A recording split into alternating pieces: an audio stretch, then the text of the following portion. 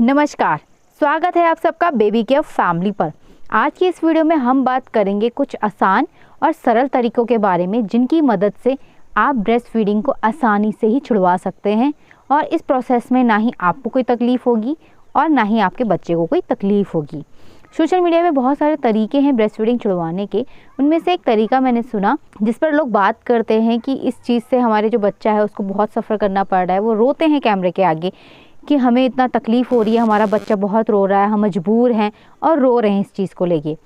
तो मैं कहना चाहूँगी, माफ़ करना, मुझे ये तरीका बिल्कुल पसंद नहीं आया कि आप सामने रह के बच्चे को ब्रेस्ट फीड छुड़वा रहे हैं और ब्रेस्ट फीड दे ही नहीं रहे हैं, उसको दूध ही नहीं दे रहे हैं जब वो मांग रहा है और उसको रोने दे रहे हैं।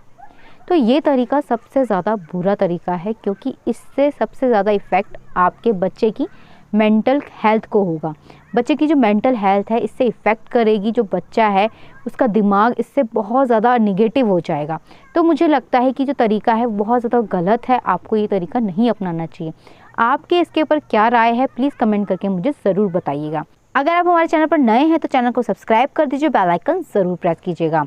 स्तनपान जो ब्रेस्ट फीडिंग होती है, इससे बच्चे और माँ के बीच एक ऐसा रिश्ता जुड़ा होता है और एक ऐसा इमोशन जुड़ा होता है। जब भी बच्चा रोता है, जब भी बच्चा परेशान होता है, जब भी बच्चे को सोना हो, वो तुरंत आके आपके ब्रेस्ट पे लगता है, ब्रेस्ट फीड लेता है और सो जाता है या चुप हो जाता है।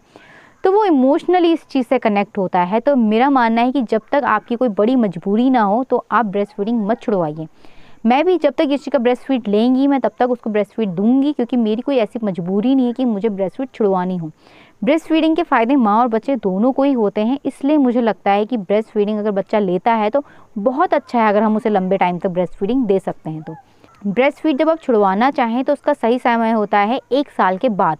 1 साल तक आपको कंटिन्यू अपने बच्चे को ब्रेस्ट फीड देना चाहिए। अगर आप 2 साल तक भी दे सकते हैं तो वो बहुत ज़्यादा अच्छा है, बट अगर आपकी कोई मजबूरी है तो आपको 1 साल तक कम से कम अपने बच्चे को ब्रेस्ट फीड ज़रूर देना चाहिए।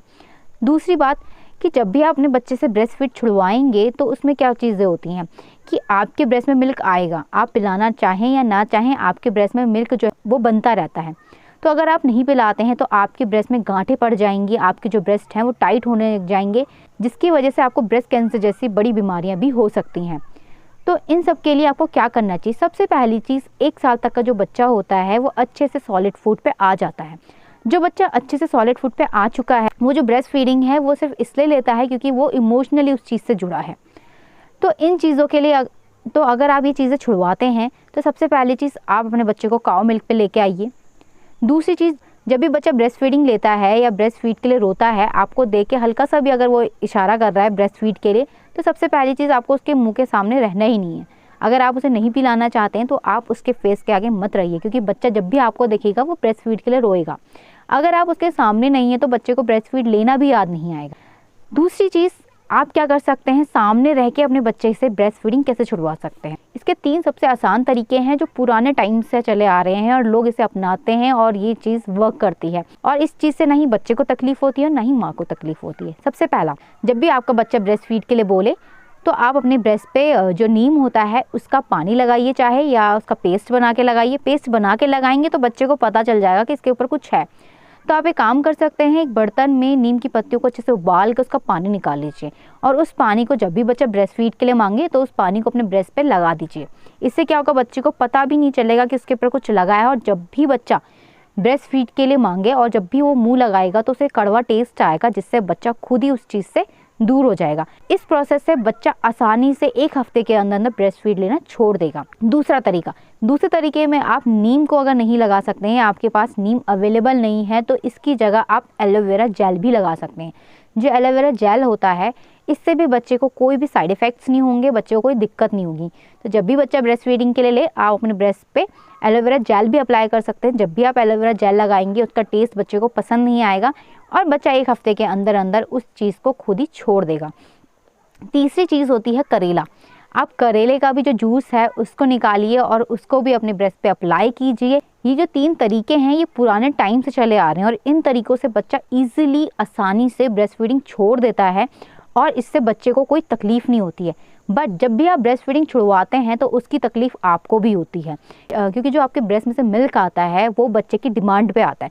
जितना बच्चा डिमांड करता है उतना ही हमारे ब्रेस्ट से जो है मिल्क वो बनना शुरू होता है और वो बनता है।